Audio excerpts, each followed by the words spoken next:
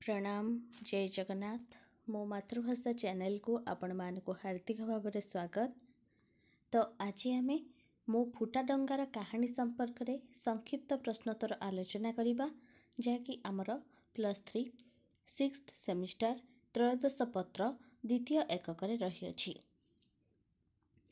तो जो मैंने आपण मानक चैनल मो मातृभाषा को सब्सक्राइब करना प्रथम करी यही चैनल को आसुचंती तो गोटे सब्सक्राइब कर दियंतु एवं पाखरे थिबा बेल आइकन ने ऑल ऑप्शन ने सिलेक्ट कर दियंतु जहा फल मो वीडियो सर्वप्रथमे आपणक पाखरे पहुंची पारिबो।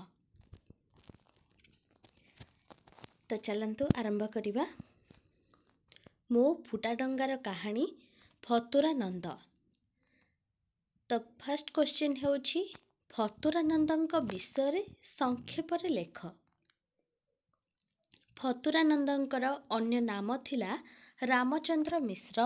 से 1915 मसीहा जून मास 1 तारिख रे 11:45 रे जन्मग्रहण करथिले।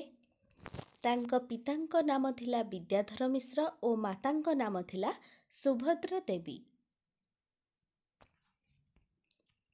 तांकर पेशा थिला चिकित्सक। फतुरानंदଙ୍କର आत्मजीवनी नाम थिला मो फुटा डंगार कहानी। से 1995 मसीह मृत्युवरण करथिले। तो जेहेतु फतुरानंदଙ୍କ विषय संक्षेप लेख बोली प्रश्न आसीची तो 2 मार्क प्रश्न आसीबारे तो एभली भाबरे ही उत्तर लेखिबा। तो परवर्ती प्रश्न हेउची फतुरानंदଙ୍କ पितांको नाम कोन। फतुरानंदଙ୍କ पितांको नाम हेउची विद्याधर मिश्र।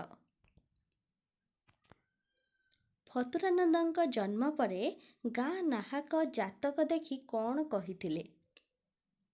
फतुरानंद जन्म परे गाँ नाहक जातक साधी कहिथिले जे भारी कपालिया हेबे एवं तांकर शनि शुक्र ग्रह माने खूब भलरे अछंती बोली कहिथिले। फतुरानंदଙ୍କ उपरकू तांकर बो काहेकि थू थू करी छेप पकाई दियंती। फतुरानंद चमकी पड़िले बो तांका उपरे थू थू करी छेप पकाई देइथांती। तार अर्थ हैला जम अइंठा शरीर उपरे आखि पकाइब नाही। छोट बेले फतुरानंदଙ୍କ मनरे भय जात होइथिला। छोट बेले राउत बुढ़ा ठारू भूत प्रेतଙ୍କ विषय बहुत गप फतुरानंद शुणिथिले। तेणु तांक मनरे मध्य भय जात होइथिला। से अंधार को देखिले डरुथिले।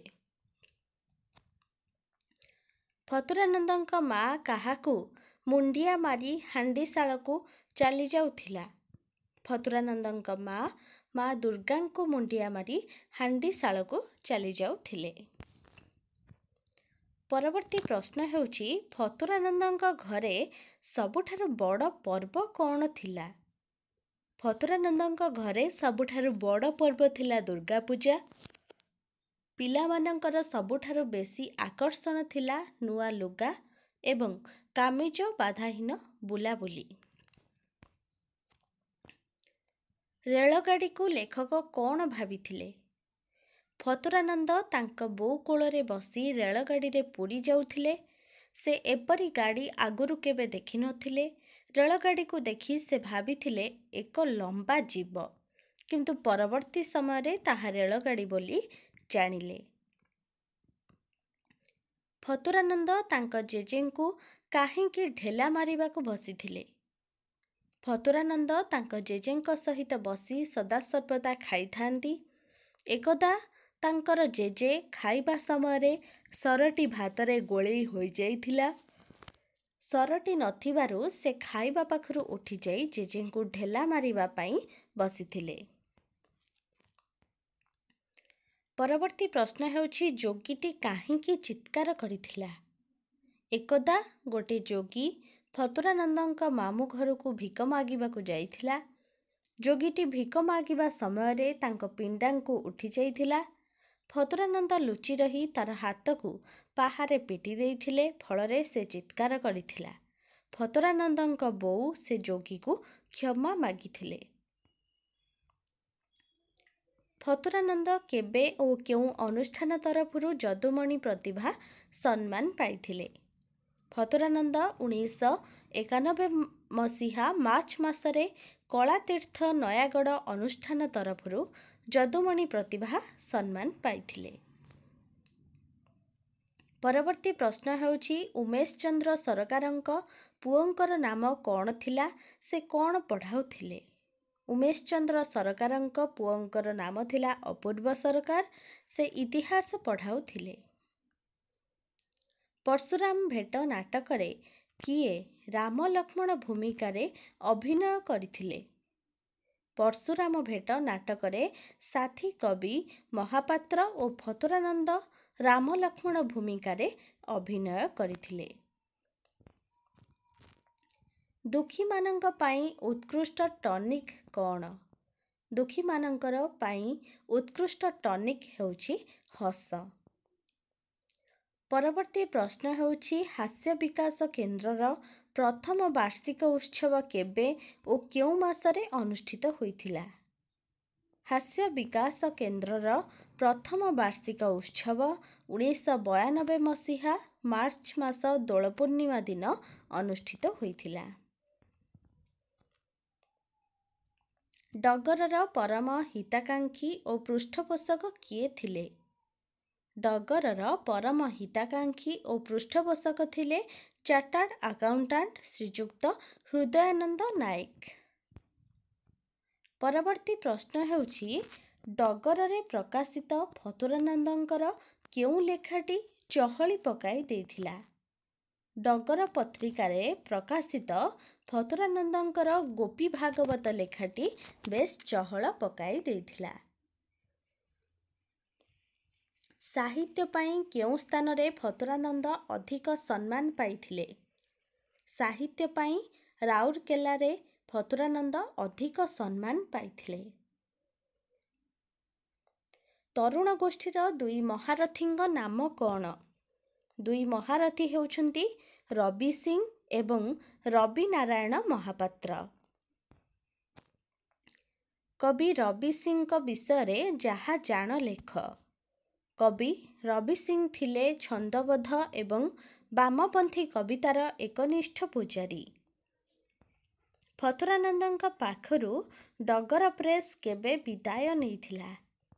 1987 ମସିହାରେ ଫତୁରାନନ୍ଦଙ୍କ ପାଖରୁ ଡଗର ପ୍ରେସ୍ ବିଦାୟ ନେଇଥିଲା। ପରବର୍ତ୍ତୀ ପ୍ରଶ୍ନ ହେଉଛି ଫତୁରାନନ୍ଦ କେଉଁ ଔଷଧ ଖାଇ କୁଷ୍ଠ ରୋଗରୁ ମୁକ୍ତ ହୋଇଥିଲେ? ଫତୁରାନନ୍ଦ ଡାୟାସୋନ୍ ଔଷଧ ଖାଇ କୁଷ୍ଠ ରୋଗରୁ ମୁକ୍ତ ହୋଇଥିଲେ। ପରବର୍ତ୍ତୀ ପ୍ରଶ୍ନ ହେଉଛି ସ୍କୁଲରେ ନାଁ ଲେଖା ହେବା ପୂର୍ବରୁ ଫତୁରାନନ୍ଦ କେଉଁ ଇଂରାଜୀ ଅକ୍ଷର ଶିକ୍ଷା ପୁସ୍ତକଟି ଶେଷ କରିଥିଲେ? ସ୍କୁଲରେ ନାଁ ଲେଖା ହେବା ପୂର୍ବରୁ ଇଂରାଜୀ ଅକ୍ଷର ଶିକ୍ଷା ଫାଷ୍ଟ ବୁକ୍ ଅଫ୍ ରିଡ଼ିଂ ବହିଟି ସେ ଆୟତ୍ତ କରି ନେଇଥିଲେ। ଦାଶରଥି ପାଣିଗ୍ରାହୀ କିଏ? ଦାଶରଥି ପାଣିଗ୍ରାହୀ ଥିଲେ ଟ୍ରେନିଂ ସ୍କୁଲର ହେଡମାଷ୍ଟର। ପରବର୍ତ୍ତୀ ପ୍ରଶ୍ନ ହେଉଛି ସାହିତ୍ୟ ଚାଷ ବହିଟି କିଏ ବାହାର କରିଥିଲେ? ଫତୁରାନନ୍ଦ ସବୁ ଗପକୁ ଏକତ୍ର କରି ସାହିତ୍ୟ ଚାଷ ନାମକ ବହିଟିଏ ବାହାର କରିଥିଲେ। ଲେଖକ ରାମଚନ୍ଦ୍ର ପରିବର୍ତ୍ତେ ଫତୁରାନନ୍ଦ କିପରି ହୋଇଥିଲେ? ଏକଦା ରାମଚନ୍ଦ୍ର ମିଶ୍ର ସହକାର ପତ୍ରିକାକୁ ଏକ କବିତା ପଠାଇଥିଲେ। ସେହି କବିତାଟି ଅମନନି ହୋଇ ଫେରିଆସିଥିଲା। ସେହି କବିତାରେ ସେ ତାଙ୍କର ନାମ ରାମଚନ୍ଦ୍ର ପରିବର୍ତ୍ତେ ଫତୁରାନନ୍ଦ ବୋଲି ଲେଖିଥିଲେ। ସ୍କୁଲ ଶିକ୍ଷକଙ୍କ ବାଧ୍ୟବାଧକତାରେ ଫତୁରାନନ୍ଦ କେଉଁ ପୁସ୍ତକଟି ପାଠ କରିଥିଲେ? ଫତୁରାନନ୍ଦ ଫକୀରମୋହନଙ୍କର 6 ମାଣ 8 ଗୁଣ୍ଠ ବହିଟି ପ୍ରଥମେ ପଢ଼ିଥିଲେ। ପ୍ରଥମ ମହାଯୁଦ୍ଧକୁ ମନେ ରଖିବା ପାଇଁ ଫତୁରାନନ୍ଦ କ'ଣ କରିଥିଲେ? ପ୍ରଥମ ମହାଯୁଦ୍ଧକୁ ମନେ ରଖିବା ପାଇଁ ଫତୁରାନନ୍ଦ ଗଳ୍ପ ଲେଖିଥିଲେ। ପରବର୍ତ୍ତୀ ପ୍ରଶ୍ନ ହେଉଛି ଫତୁରାନନ୍ଦ କେବେ ଜନ୍ମ ହୋଇଥିଲେ? 1915 ମସିହା ଜୁନ୍ ମାସ 1 ତାରିଖ 11:45 ଫତୁରାନନ୍ଦ ଜନ୍ମଗ୍ରହଣ କରିଥିଲେ। ଫତୁରାନନ୍ଦଙ୍କ ଘରେ ଚାକରମାନଙ୍କ ମଧ୍ୟରେ ସର୍ଦ୍ଦାର କିଏ? ଫତୁରାନନ୍ଦଙ୍କ ଘରେ ଚାକରମାନଙ୍କ ମଧ୍ୟରେ ସର୍ଦ୍ଦାର ହେଉଛନ୍ତି ରାଉତ ବୁଢ଼ା। ପରବର୍ତ୍ତୀ ପ୍ରଶ୍ନ ହେଉଛି ଫତୁରାନନ୍ଦ କେଉଁ ଖଡ଼ିରେ ପାଠ ପଢ଼ିଥିଲେ? ଫତୁରାନନ୍ଦ କୋଚିଲା ଖଡ଼ିରେ ପାଠ ପଢ଼ିଥିଲେ। କାହା ବ୍ୟବହାରରେ ବ୍ୟଥିତ ହୋଇ ଦିବ୍ୟସିଂହ ମିଶ୍ର ଘର ଛାଡ଼ି ଚାଲିଯାଇଥିଲେ? ଆର୍ତ୍ତତ୍ରାଣ ମିଶ୍ର ଗଣ୍ଡଗୋଳିଆ ଲୋକ ହୋଇଥିବାରୁ ତାଙ୍କ ବ୍ୟବହାରରେ ବ୍ୟଥିତ ହୋଇ ଦିବ୍ୟସିଂହ ମିଶ୍ର ଘର ଛାଡ଼ି ଚାଲିଯାଇଥିଲେ। ପରବର୍ତ୍ତୀ ପ୍ରଶ୍ନ ହେଉଛି କିଏ ନିଜକୁ ଓଡ଼ିଆ ମହାବଳ ବାଘ ରୂପେ ପରିଚୟ ଦେଇଥିଲେ? କ୍ଷେତ୍ରମୋହନ ରାୟ ନିଜକୁ ଓଡ଼ିଆ ମହାବଳ ବାଘ ରୂପେ ପରିଚୟ ଦେଇଥିଲେ। ରୟାଲ ବେଙ୍ଗଲ ଟାଇଗର ବୋଲି କାହାକୁ କୁହାଯାଇଛି? ଆଶୁତୋଷ ମୁଖାର୍ଜୀଙ୍କୁ ରୟାଲ ଟାଇଗର ବେଙ୍ଗଲ ଟାଇଗର ବୋଲି କୁହାଯାଇଛି। ଫତୁରାନନ୍ଦ କେବେ ରାଉରକେଲାରୁ ଚିଠି ପାଇଥିଲେ ନାଗରିକ ସମ୍ବର୍ଦ୍ଧନା ପାଇବା ପାଇଁ? 1985 ମସିହା ମାର୍ଚ୍ଚ ମାସ ଶେଷ ଆଡ଼କୁ ଫତୁରାନନ୍ଦ ରାଉରକେଲାରୁ ଗୋଟାଏ ଚିଠି ପାଇଥିଲେ ସମ୍ବର୍ଦ୍ଧନା ପାଇବା ପାଇଁ। ପରବର୍ତ୍ତୀ ପ୍ରଶ୍ନ ହେଉଛି ଚାଟଶାଳୀ ଜୀବନ ଆରମ୍ଭ କରିବା ପୂର୍ବରୁ ଫତୁରାନନ୍ଦଙ୍କ ଉପରେ କାହାର ପ୍ରଭାବ ପଡ଼ିଥିଲା? ଚାଟଶାଳୀ ଜୀବନ ଆରମ୍ଭ କରିବା ପୂର୍ବରୁ ଫତୁରାନନ୍ଦଙ୍କ ଜୀବନ ଉପରେ ମଧୁଆ ପିଉସାଙ୍କର ପ୍ରଭାବ ପଡ଼ିଥିଲା। ଫତୁରାନନ୍ଦ କେଉଁ ସଂସ୍ଥା ଗଢ଼ିଥିଲେ? ଫତୁରାନନ୍ଦ ସିଲଭର ଜୁବଲି ସେଲିବ୍ରେସନ କମିଟି ନାମରେ ଏକ ସଂସ୍ଥା ଗଢ଼ିଥିଲେ।